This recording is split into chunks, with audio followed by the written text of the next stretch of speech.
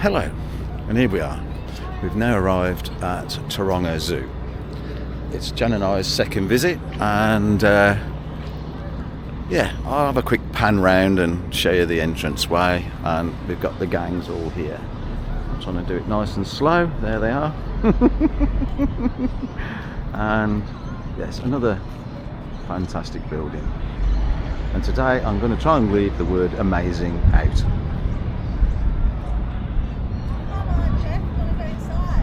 Jan's all excited. She wants to go and see the animals. Follow me. Follow me. And we shall see. I'm hanging back anyway because then somebody else can pay. But there we go.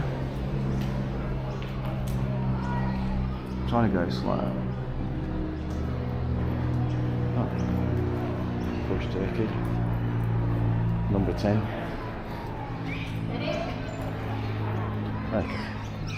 Oh, definitely heading for the calf. Oh, there's the ticket office. Oh, sure. TTFN for now. And here we are. We've found our way into the calf. We came out with no breakfast, so we just at a souvenir shop, which also happens to be the calf. So just a quick one. Okay. TTFN. Right, and here we are. We're all geared up now. Had coffee, had a Kiwi start to the morning with a pie.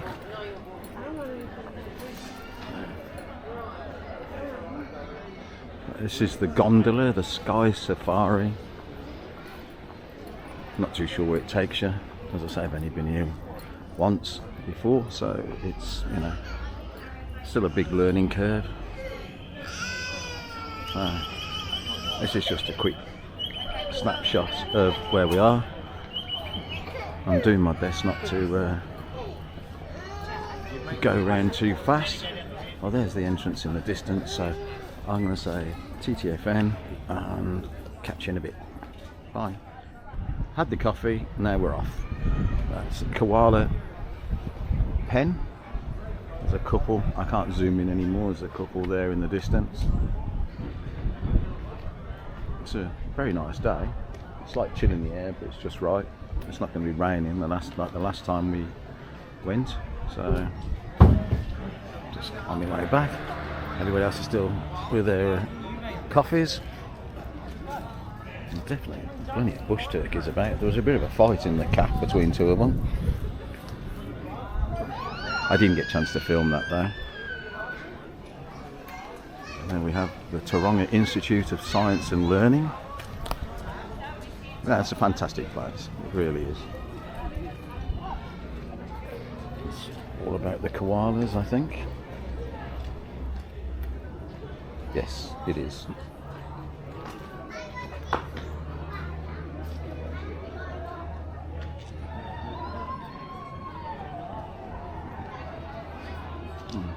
There's the Meet the Koala thing up there, which we'll be going to. Here's the gang. Okay, TTFN. And there we are, going up. Koalas there.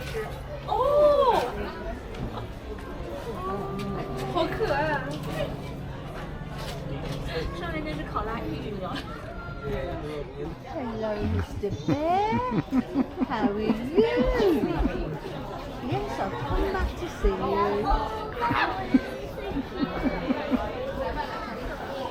That's Jan's personal friend, Ken the koala. She hasn't seen him in a few months, but... Who's Bob? No, that's Bob over there. That's Ken. I know Bob. Do you? Oh. Obviously mistook me. Grace, you gotta have a drop down in the set. You're going up this hill, mate. Otherwise you might fall.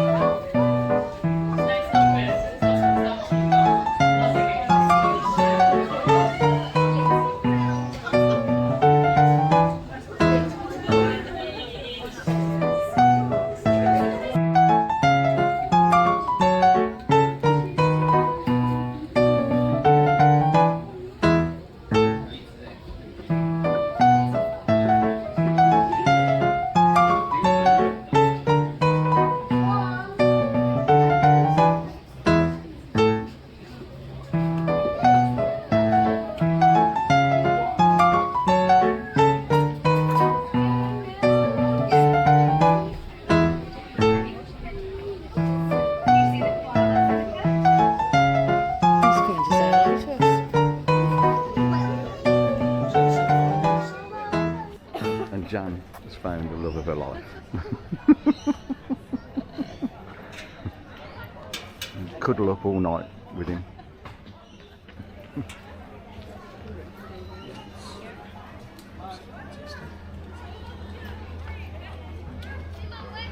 It's like a view from the film Madagascar. The animal actually still trapped at the zoo before they make their escape.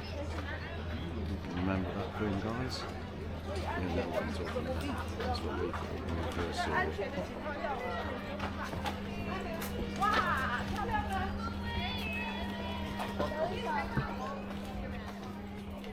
And now we're off into reptile world.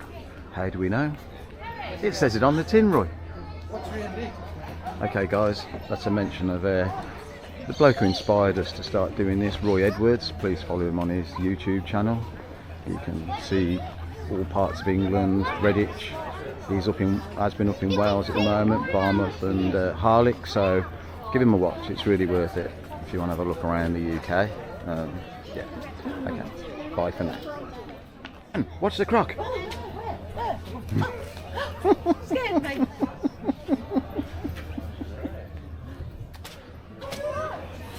There we have the croc and his mate Stick.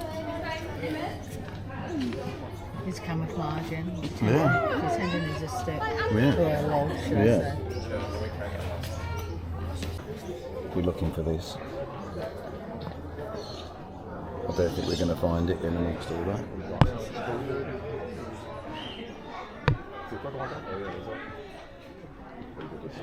I think it's still in bed. It's supposed to be a land mullet in there. I've usually seen them on people's heads. I used to have a mullet myself. Didn't look anything like that. There we are. Can't you see? Yeah. What are we going to do here?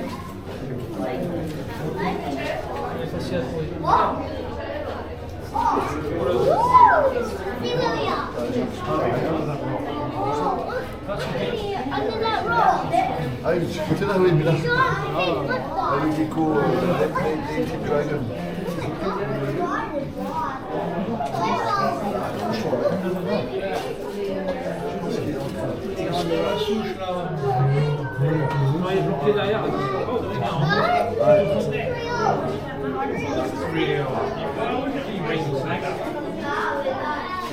Can't see up for things in here.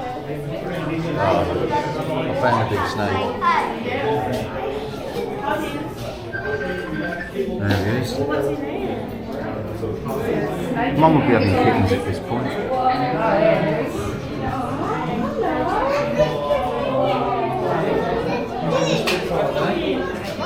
Central knitted dragon. No look so far. See what we're doing. We've got a central alien.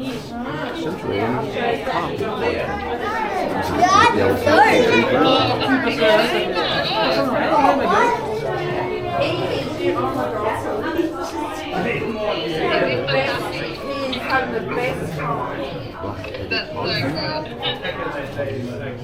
He's got a man.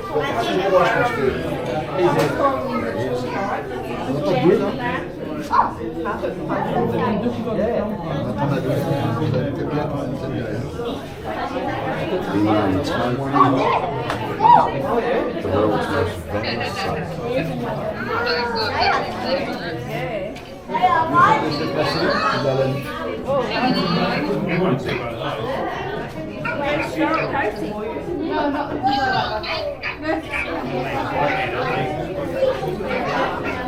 Go to the next stop. You can't wait to see the giraffes. Pygmy python. What's next?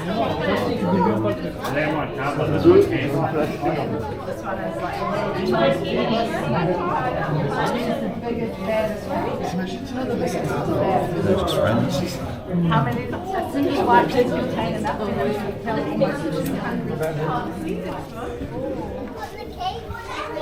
And bite for now. Turtle. That's what he really wants, isn't it? Mm. You're seeing one of these in your garden.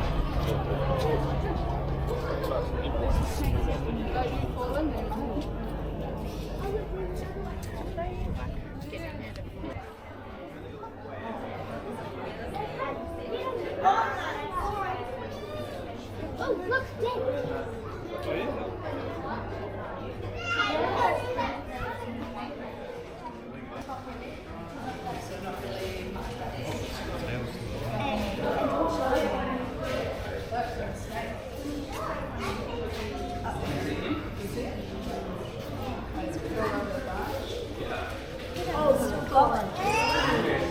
He's humongous.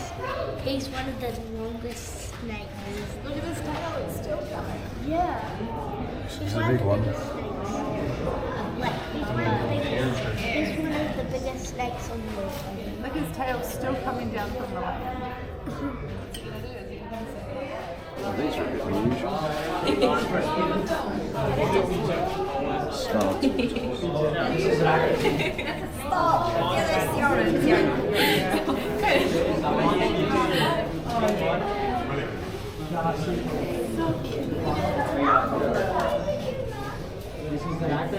You know the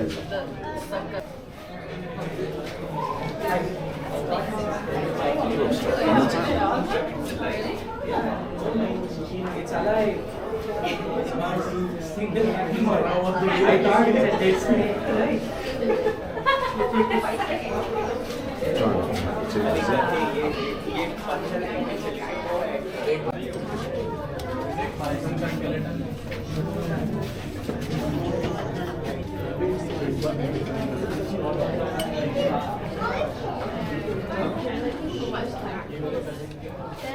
A special exhibit. good mum so brave. A human specimen? Yes. He doesn't look very happy. No. That must be his weapon. And the snake is over there.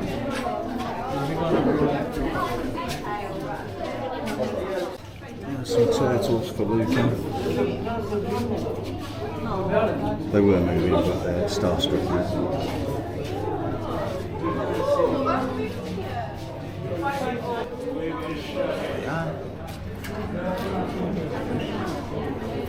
An underwater shot for you.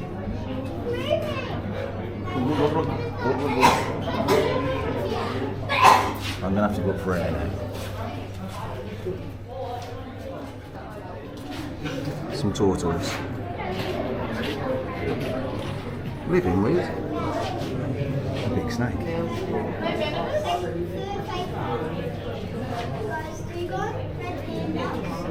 Yeah, it's quite big.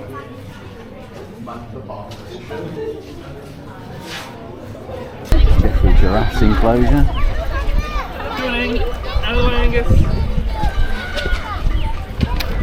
That's fantastic.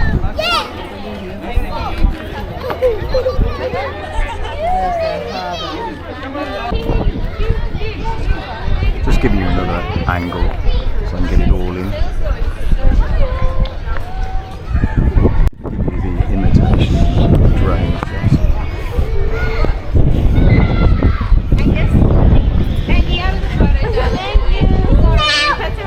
I'll just get one more. Thank you.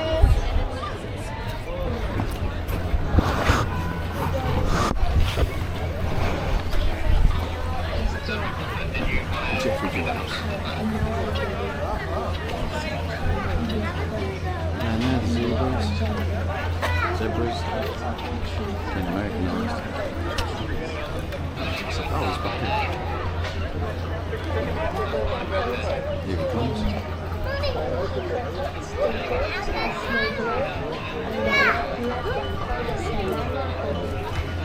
Well,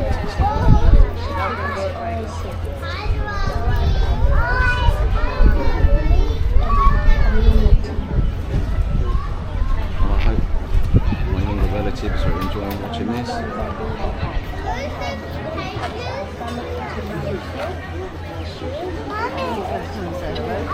Oh yeah.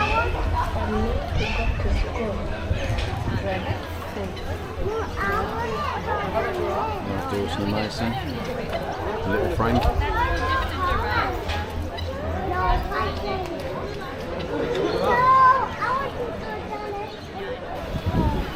think there's a bit of a bum inspection going on over there. Oh goodness me. That's when you know you got a friend. No, well, this one's on its own. It's all on its own.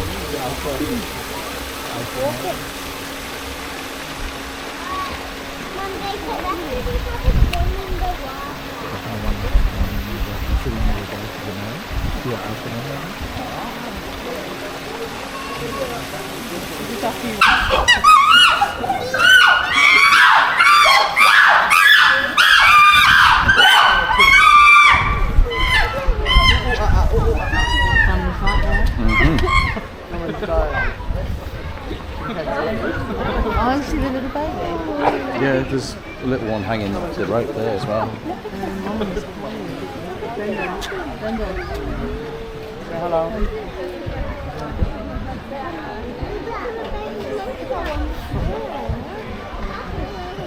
Oh, excitement. Whether I just switch the camera off and flip it back on again.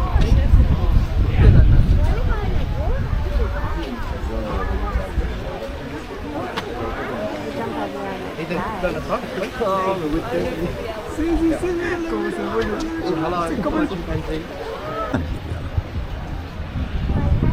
can't see it's a chimps tea party because I don't think they're chimps.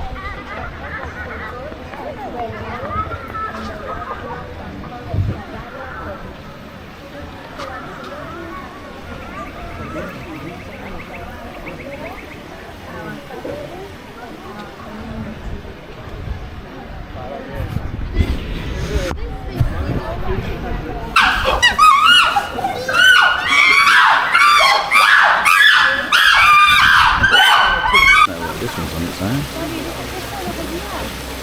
It's all on its own.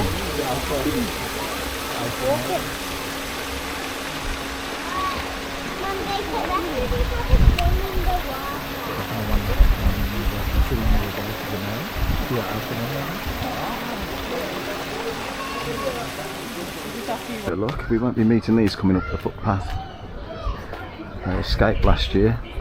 Caused a bit of a fright amongst everybody, but nobody got eaten, so that was pretty good. On the information page, life of a life.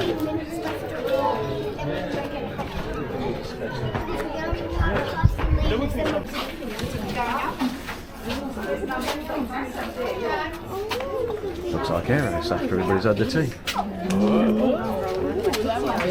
Usually scratching your belly. It's easier then.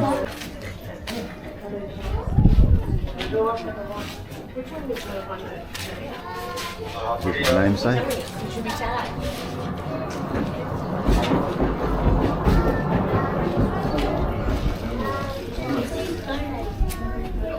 I am. It's all about me. I'm always living on the edge. Not.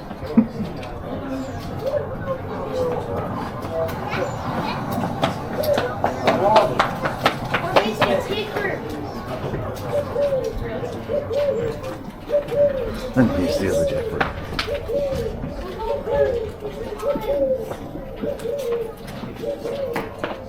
Just for your information. I'm surprised you didn't hear the chimps and things like that. 'Cause it's not 8 kilometres.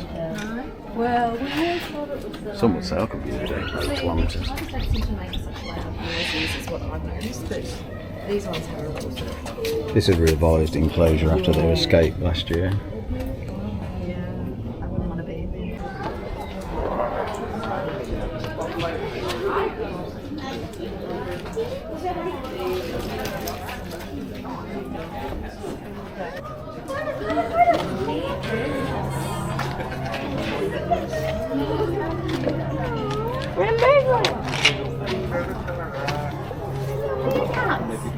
So cute. Oh, they're like great.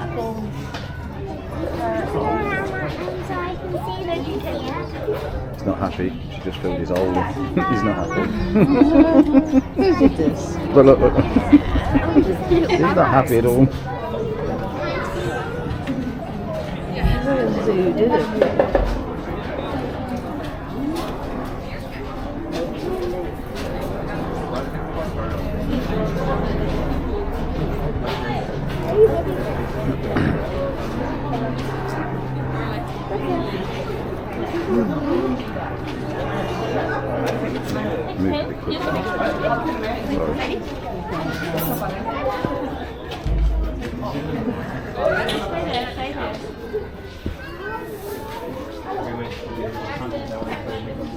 He's my favourite.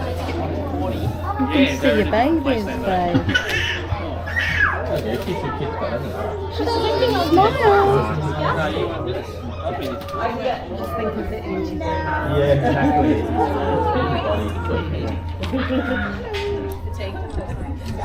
Just gonna find a way out. You probably had one more here.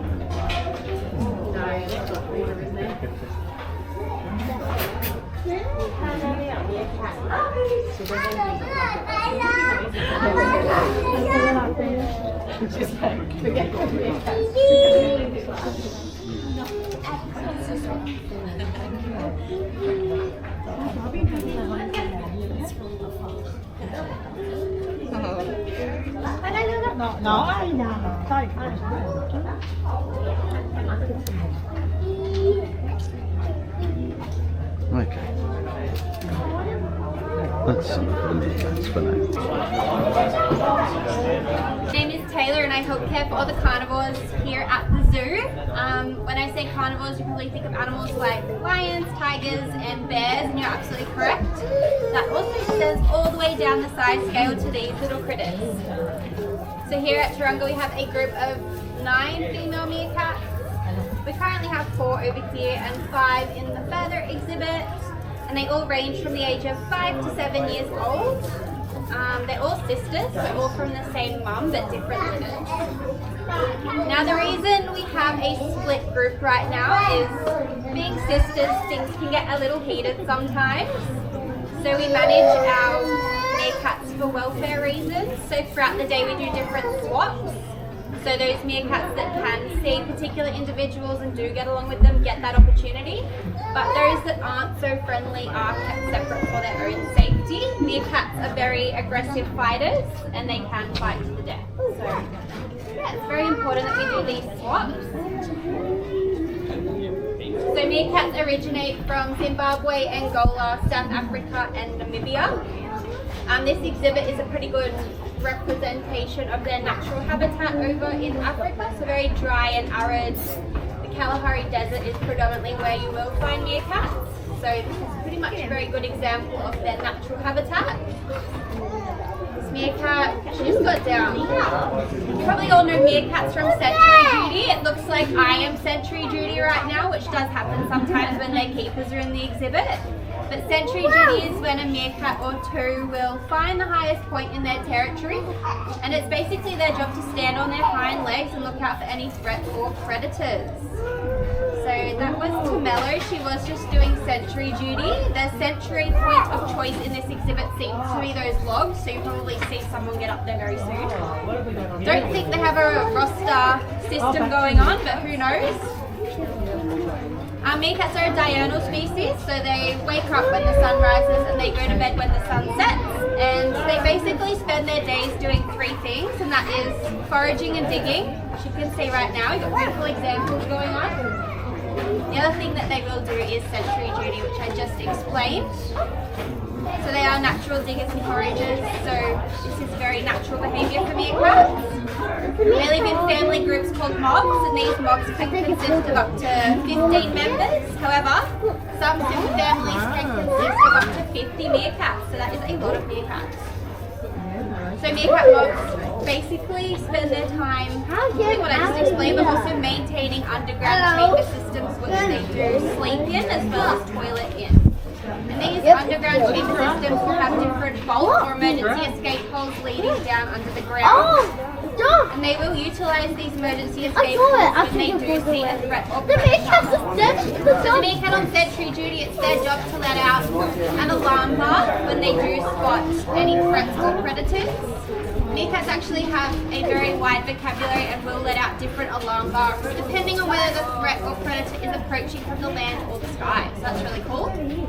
Natural threats and predators of the meerkats can be anything from eagles and falcons up in the sky all the way down to snakes, African wildcat and jackal. So So she's taken over from me. We have Sarati, she's the oldest girl in our mob. She's doing a bit of a half jog right now. There we go. Another really cool behavioural adaptation meerkats have is the ability to synchronise their movements. So imagine you're a big helicopter to fly over.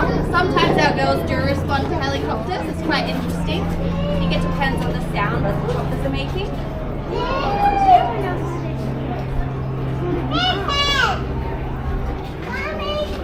So yeah, if the meerkat on sentry duty sees a bird of prey flying around, they will let out that particular alarm bark and the mob will synchronise their movements. So instead of looking like several smaller individuals, very easy snack for a big bird of prey, they can synchronise themselves to appear to be one big animal. So that's really cool. Another view of the giraffes. Hopefully you're enjoying this too, Fredster.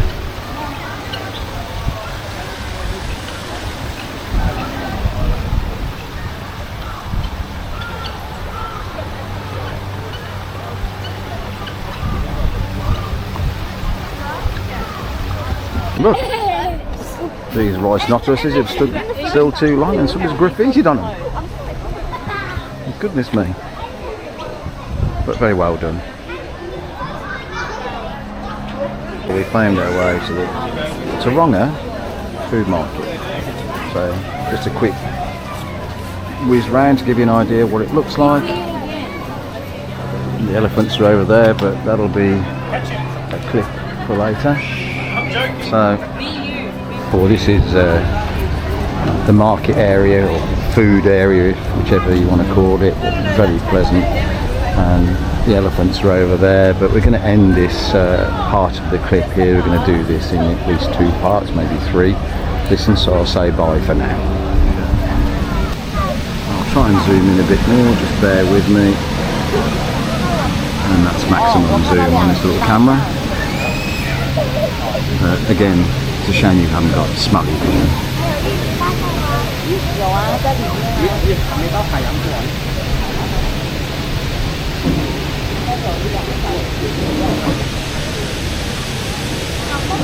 Last time we came, Jan and I managed to get up there, but it's all closed off today.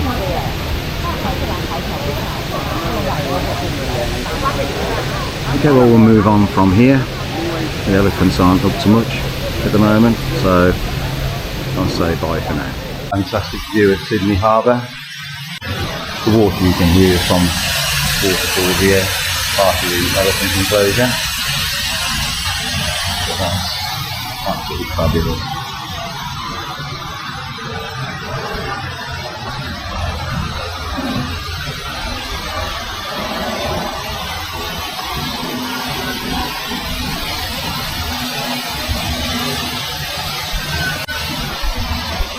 TPFM, it's the closest we can get to the elephant. You're not zooming on the phone? I've already zoomed in.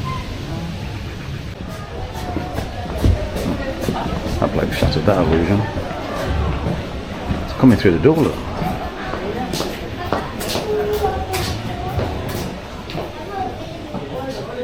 And here's some flowers for Roy.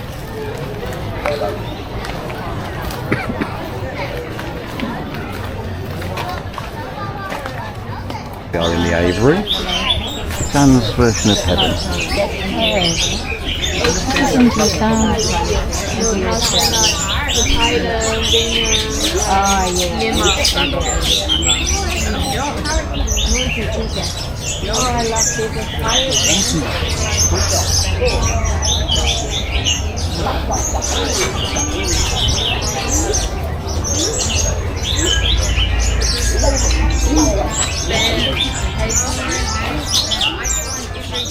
Watch out for the cheetah.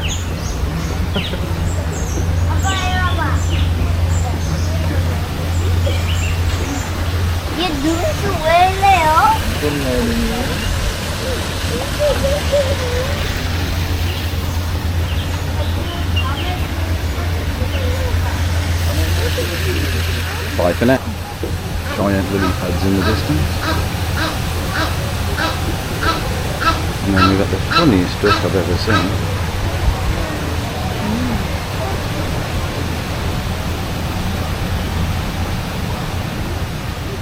Bye for now. Another fantastic view. The cable car. I haven't seen it running today, so we get a feeling it's not. So it will be the long walk back up. And there's the little monkeys. The Libyan squirrel monkey. I don't know whether you'll be able to see him from there, but we'll see if we can do a bit of a zoom. There we go.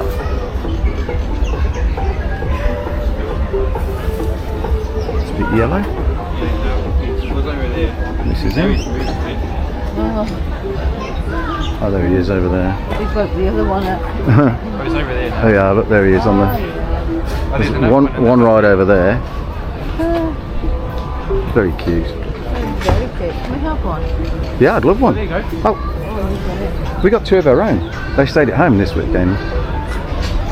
Oh, look, it camouflages with the tree. Yeah. Oh my god, he's going to break that door. Oh.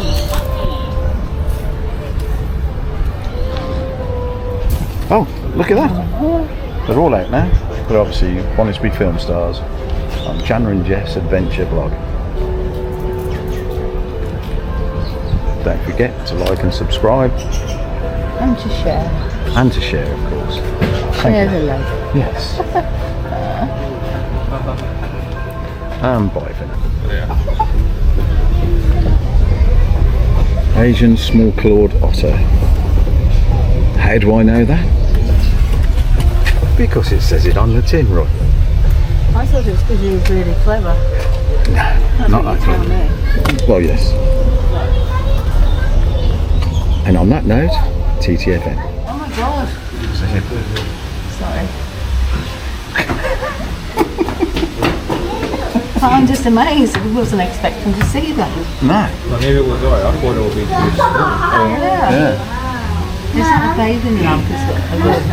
This is what, sorry? That must be a heat lamp.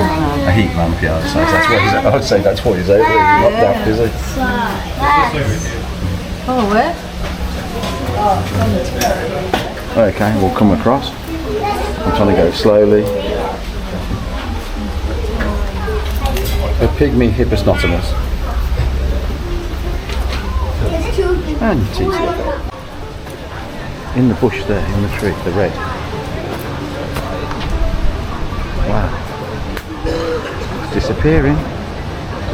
And he's gone. Just another view.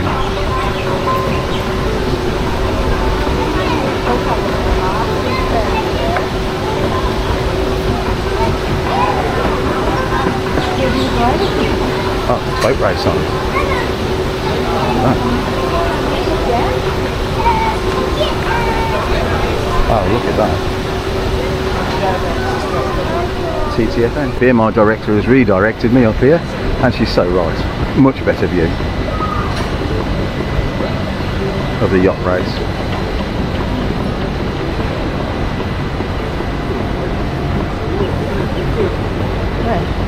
And today the penguins are on strike. Last time we came, fantastic penguin show, but no sign of the little critters.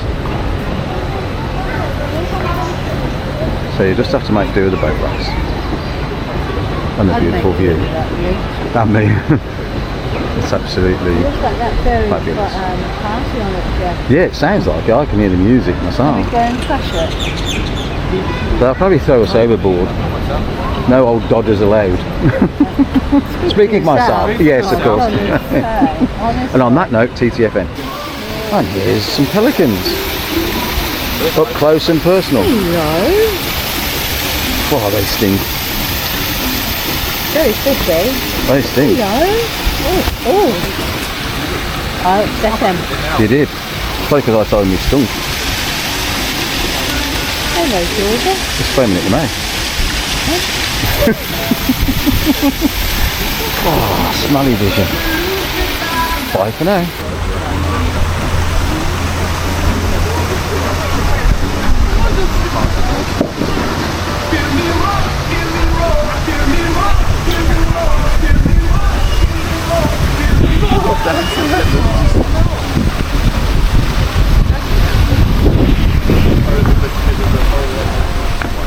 If any of you guys come to Sydney, this is well worth a visit.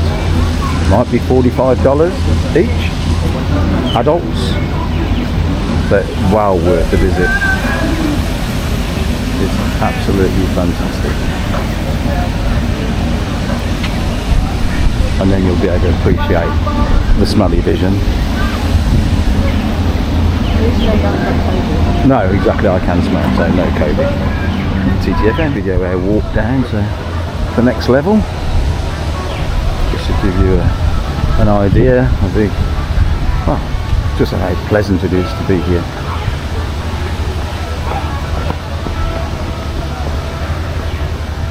TTFN, view through the trees of the Opera House.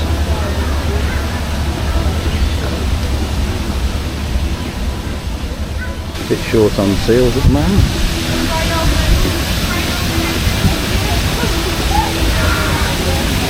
One there, and the other one's just hiding round the corner. Sunbathing. But we saw one in its natural habitat sitting on the Opera House steps last weekend. Like the size of that one. Oh, he's not in the water, it's just been hit. Here's a whopper. Sleeps with his tongue out.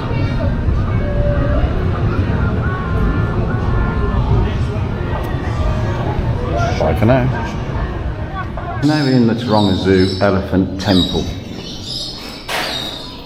Tells you all about why we can't ride elephants anymore.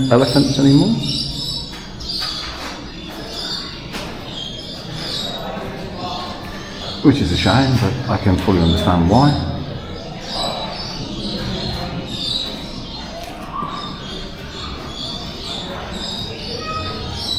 There's the old elephant saddles. I'm trying to go really slow here. Yeah. Okay.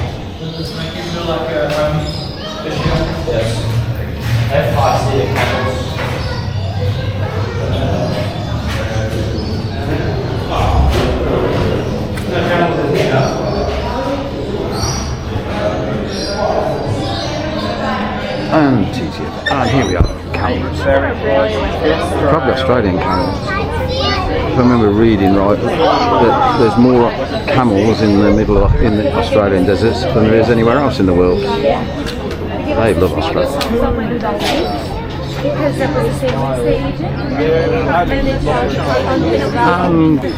Just a short.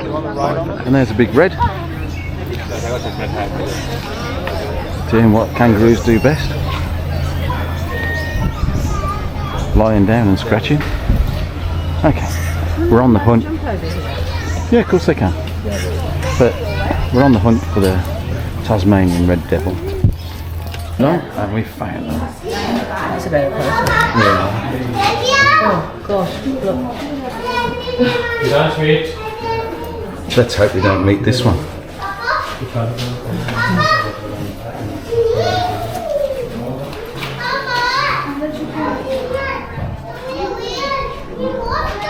Oh dear. Poor kangaroo. Don't worry guys. It's not a real one. Kangaroos. Anything by the look of it, look. It's here, mate. It's having a rest in here. TTF. We found him, but I'm afraid he's fast asleep and there's a lot of reflection on the glass. And Buster wasn't mounting his mouth. No, at the moment, no. TTF. The view. Sydney Bridge and Harbour.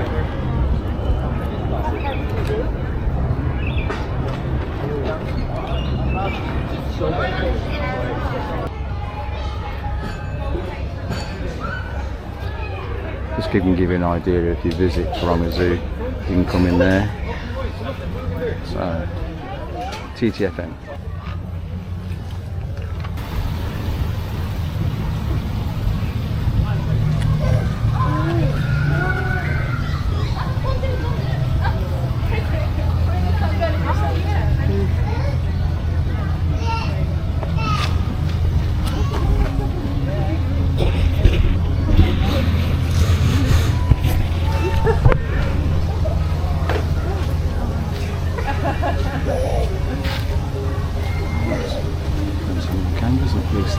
around. I won't film in the kids' play areas because there's too many kids about. Too many fame-hungry mothers. Took my filming in there the wrong way. We're in the Wombat Burrow.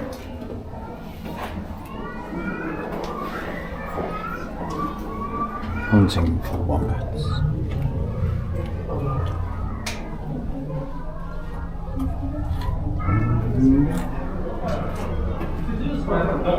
Oh, here's one.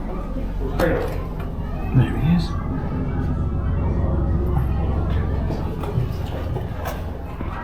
Another wombat here. He's a big bugger.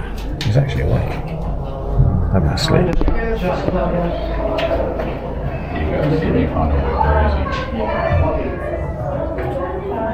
This is all about, but we're going to have a look on the tin. Plenty of cannons.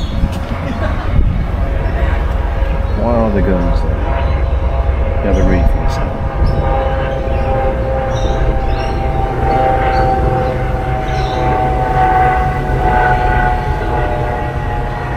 Okay. Hang on slowly. Come over the Wombat Burrow.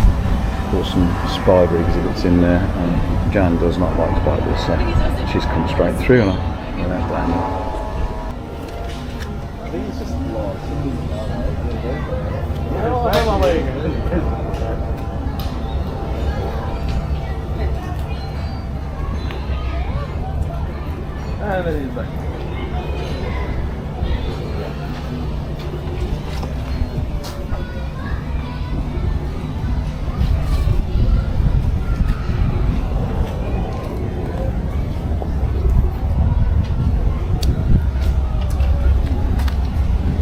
they've got cabin fever then.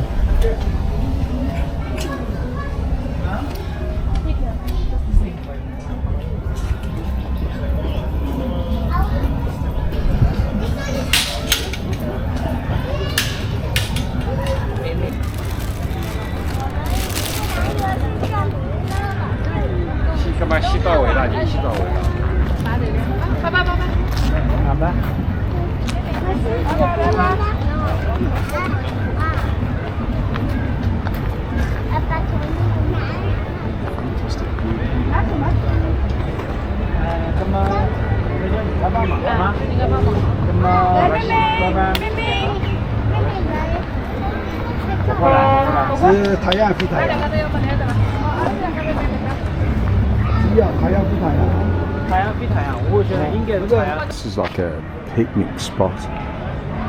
We just videoed the harbour view and nice quiet area. There's the View restaurant up there. Yeah, nice and tranquil. Here's the bush turkey making a nest, or on his way to making a nest. He'll shift that lot to one spot, then he'll shift it to another spot. And I know because I've watched them up in the rainforest of the Gold Coast doing it. They spend a lot of time doing it. Basically tied you up at the same time. Put all in one spot. Okay, we'll move on. Bin chicken up in the tree. He was making a nice noise. Well, they make a horrible noise actually.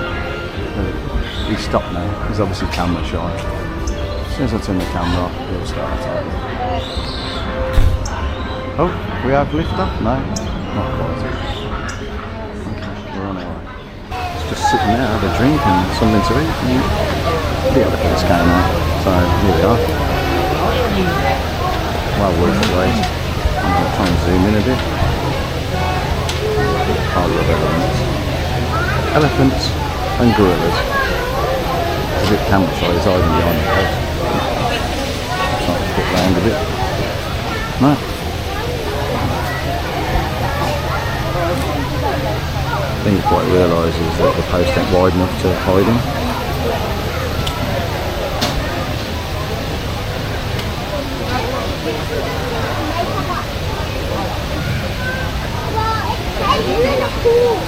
Brilliant. I'm glad we got them. then we're just back in the food and drink area. Share the sandwich with Jay. I think I went a bit too fast there. Okay, bye for now. Look at these tortoises. Absolutely huge. Just thought I'd quickly film them on our way down to the free flight bird experience. So just a quick clip there.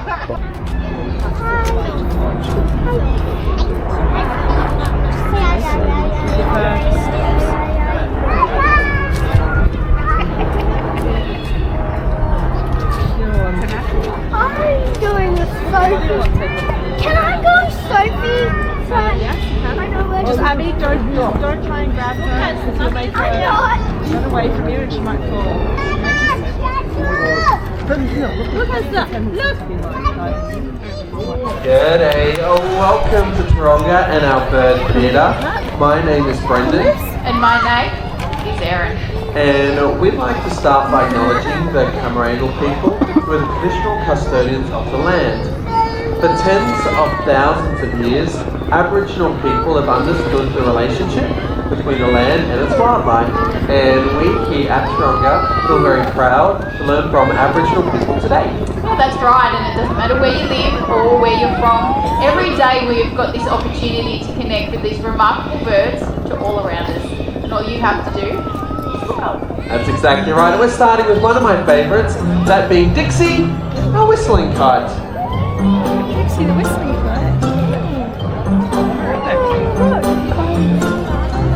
They're going to fly in and out of view as they ride those winds, most likely coming back from this direction.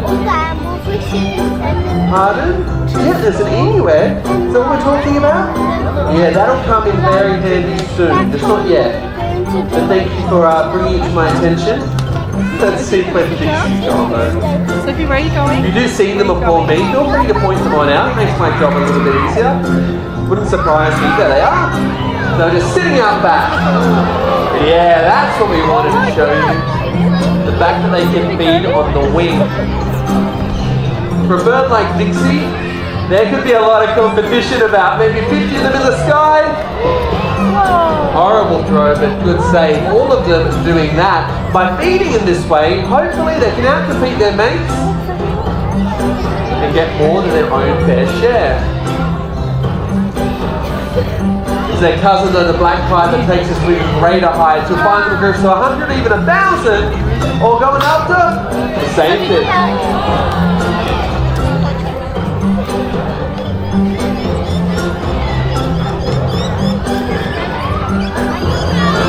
They come down low.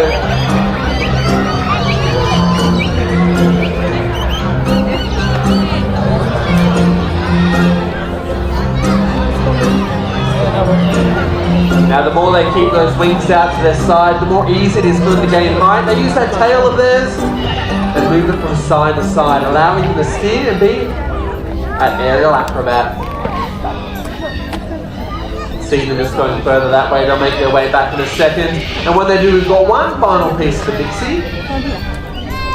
There they are. Last piece, up it goes! Yeah! 4 for 4 for Dixie, our whistling kite. Yeah, they did good.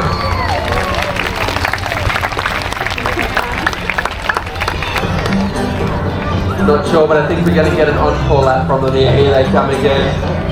Now, of course, birds like this, quite often to appreciate them, we have to look up. But for the next bird, quite often they're up there looking down, searching for opportunities to feed. And for our next bird, the black-breasted buzzard, an Inuit like this can be the ultimate prize. You have some birds like ravens, I can see over there, trying to get into some of our things, but that's okay.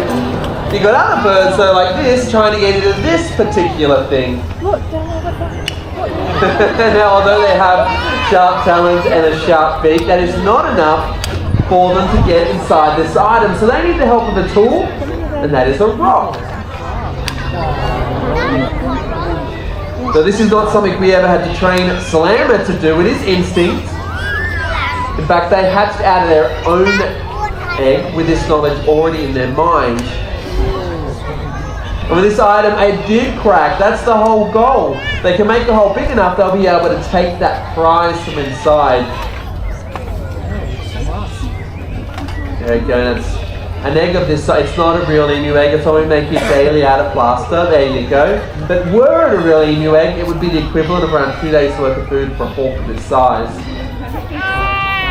When it comes to tool use, though, usually we think of humans and other primates. So seeing Slammer achieve their goal today, you beat the brush turkey. Well done. Pretty impressive, and it might find you leaving today thinking, hey, I have a bit more in common with birds than previously thought.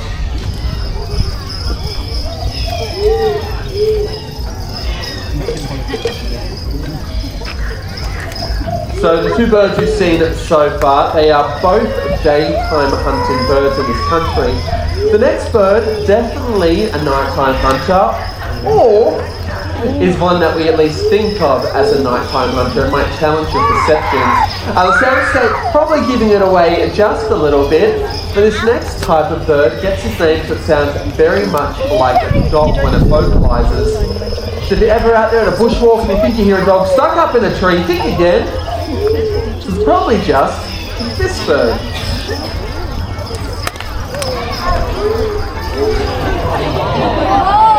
Have you ever had that feeling you're being watched? Owls are everywhere. You might not see them in your backyard, but they see you in the country and even right here in the city.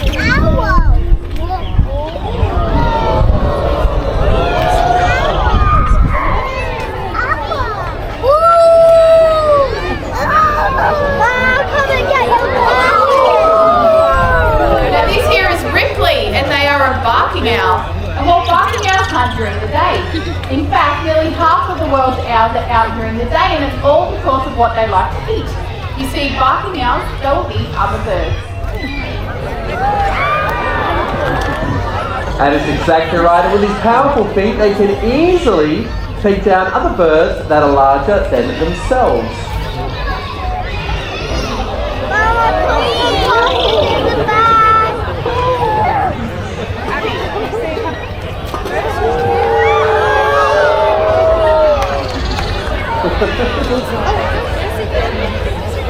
But as the sun goes down, these birds will look to hunt for other things like mice and rats, maybe even a possum, before returning to a safe place to rest.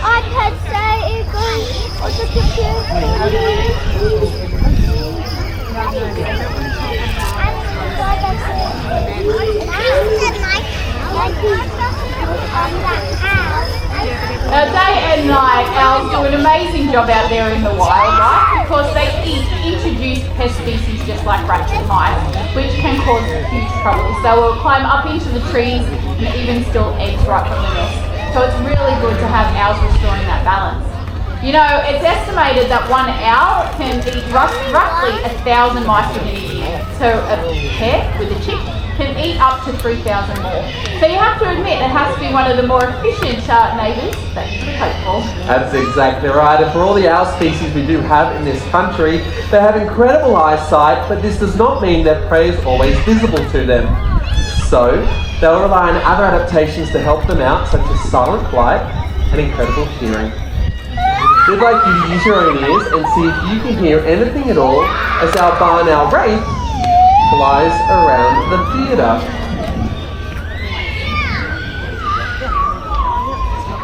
Yeah, I can see them watching me at the moment up in their hollow. The rest of you will be able to have a chance as soon as they take flight. Nice work. Everyone, this is Wraith. And as a barn owl, they're one of the types of owl you're more likely going to find close to people. So regardless of where you live, make sure you spend some time looking up. You may see one flying past. Now, owls have captivated people all around the world.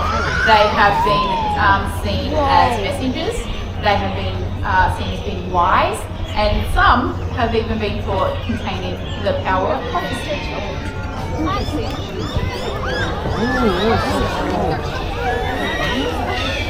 That's right, but it's also true enough to say that they've been thought of as in other ways. They've been thought of as dark omens and even been linked to ghosts, hence the name Wraith. That's pretty cool. I love how much knowledge you have on owls. But no matter your beliefs, these owls have undoubtedly had one of the longest connections with people and culture all around the world.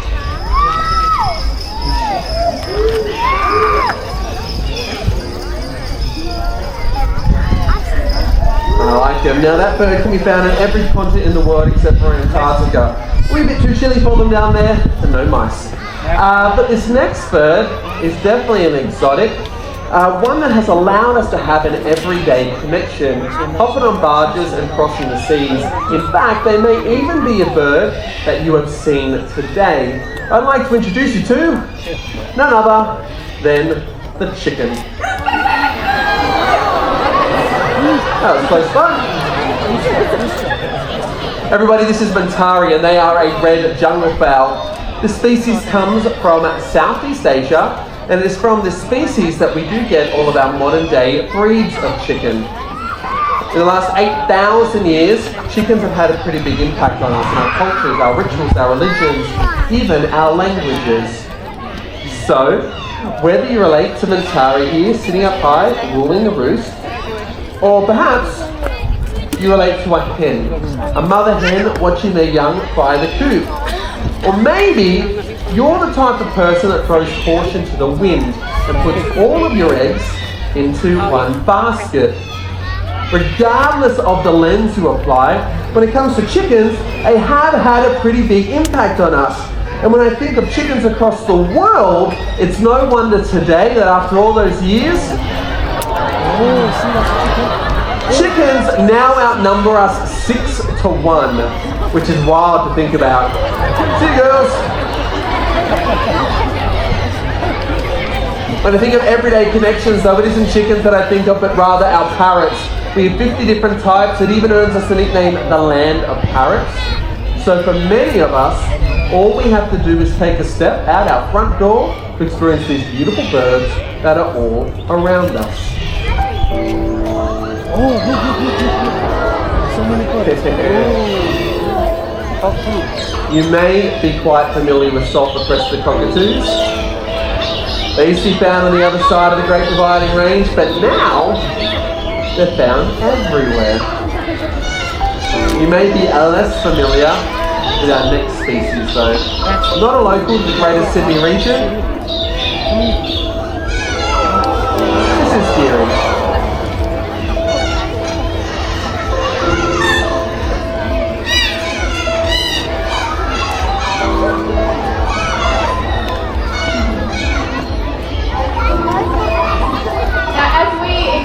Our towns and our cities, we're making a lot of changes to the landscape.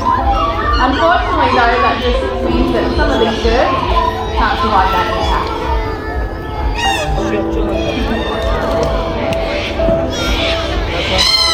Yeah, you're loud.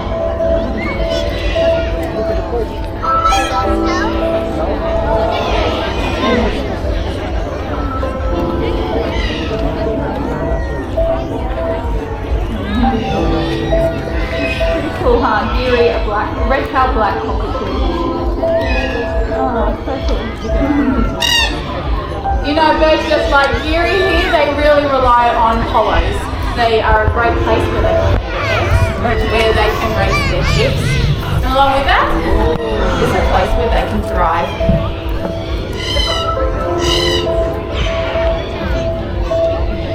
Gonna take it? Yeah, there you go. Well done. Putting up a nest box is something you can do if you do not have one in your own backyard, which I'm assuming applies to a lot of us, because it can take so long for one of those hollows to form, over 100 to 150 years.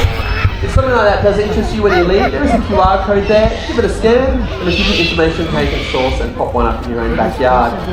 Take home action. If you did want to wait here and now, we also have this donation box.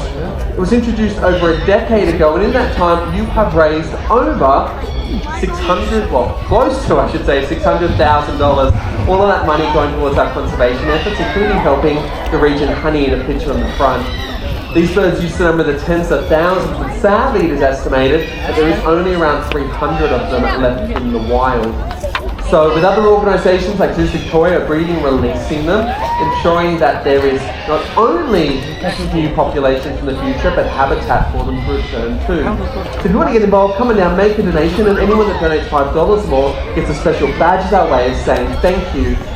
The other thing I want to touch on really quickly is today is International Vulture Awareness Day. So if you haven't already, go check out our condor Kinera, or if you want to after the experience, come on down and we have some condor colouring and sheets to go out to celebrate. Yeah, that's right, because it really is with your support that we see a bright future where the skies and your backyards are filled with birds. And again, it simply starts by looking up.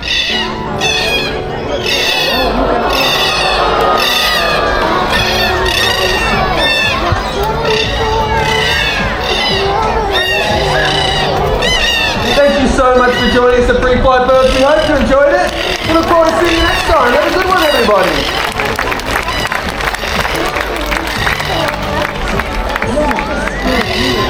We're on the tiger trek now, so the bird show was great, but now we're looking for tigers. The gang's all prepared for the tiger hunt. Yep.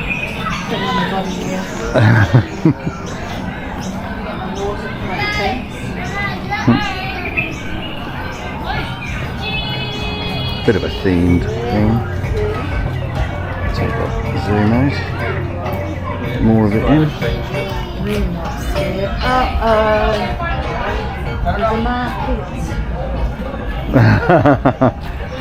I might show pings here already.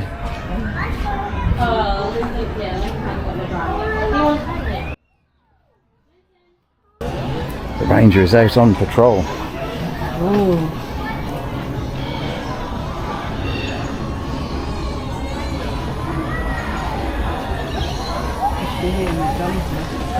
So the nest is made.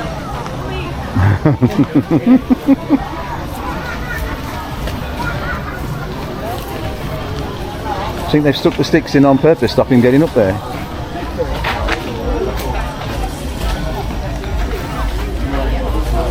He's been busy. Let's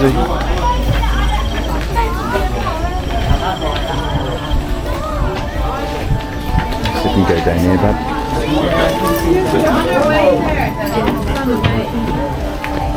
Still on the tiger hunt. Oh, here we go. Obviously, with the crowds there, he's out on the prowl.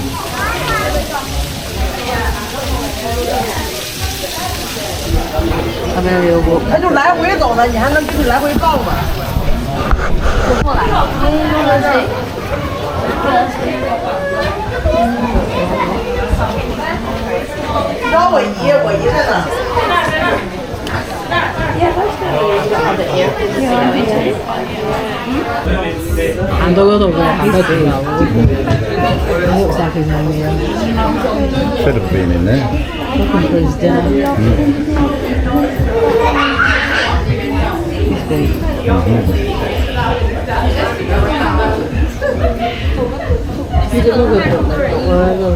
Wait for him to do one more turn and he comes. Zoomed in. I'm sure there's another vantage point.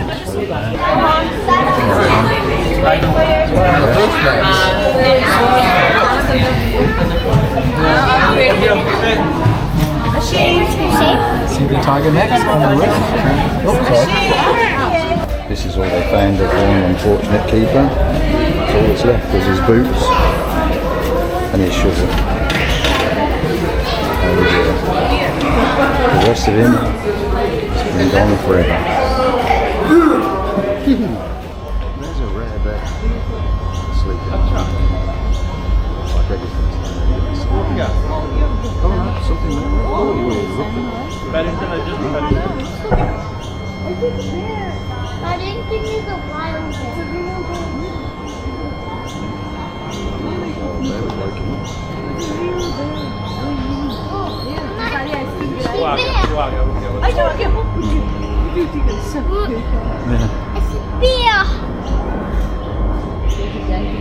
Information. on the beach. If you're interested, that is of course.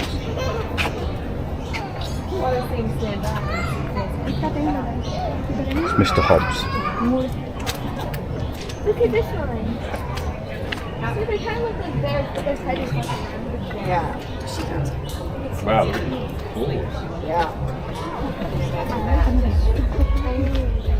Like you see with our zebra, not just zebra wildebeest and other antelope species because of this vantage point that they can see so far.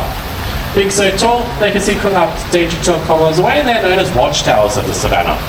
So, and they're also known as a group of them. A herd of giraffe is known as a tower of giraffe. So you're ever in the savannah, ever on safari, and you see a tower of giraffe running the opposite way to you, it's probably best to run with them, and there's probably spotted something well placed. They can also see in colour, so it's not as broad as ours, but each of our giraffe here are trained to present to a different colour and a different shape.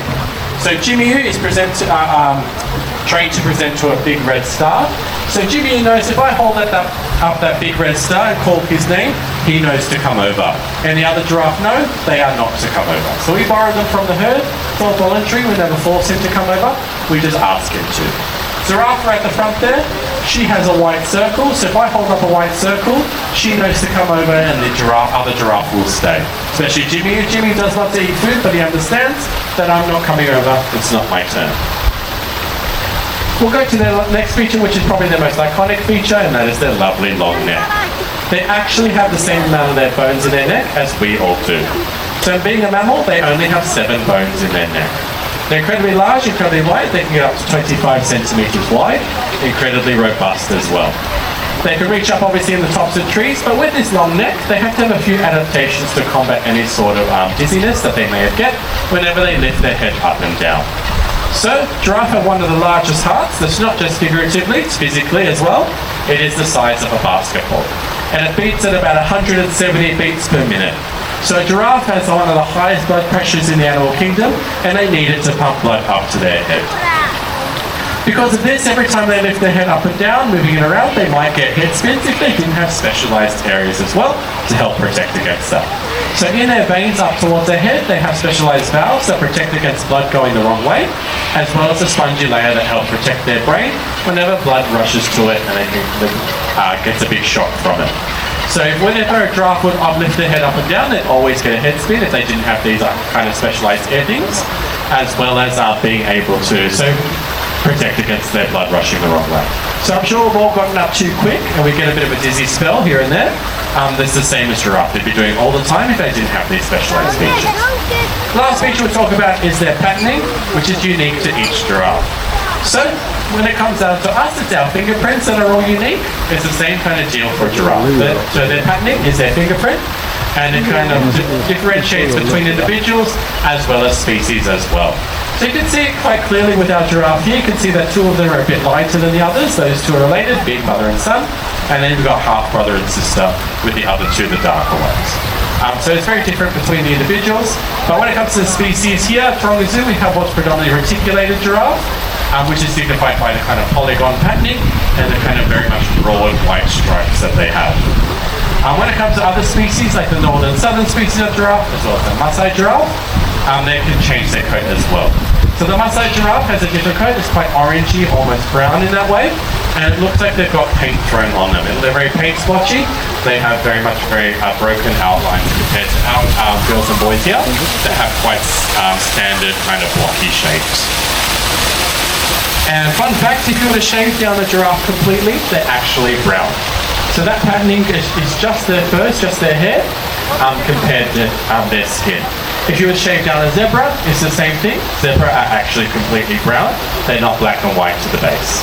When it comes to a tiger, however, if you were to shave down a tiger, they actually have striped skin. So it just shows you how unique the animal kingdom can be. Unfortunately, giraffe are considered endangered, so they're going through what's called the silent extinction. We don't often hear about giraffe being extinct, as if you look in all the nature channels and all those documentaries, you often see and hear about giraffe, but even when it's not about them.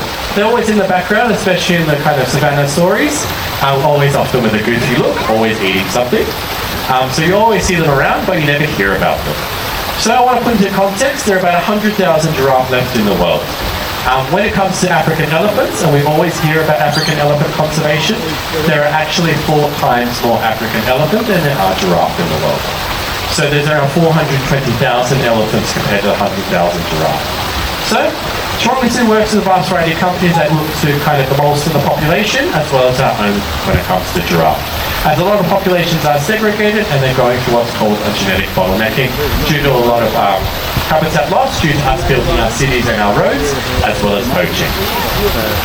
So one of the foundations that we work with is the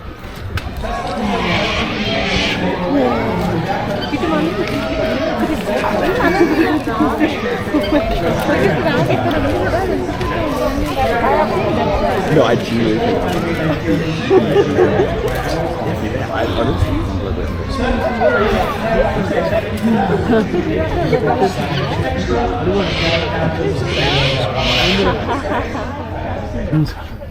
Closing cliff. We're on our way out. The last set of steps. And we're up on the flat and then out onto the car park. So that was our day at Taronga Zoo. Hope you enjoyed it. Bye folks.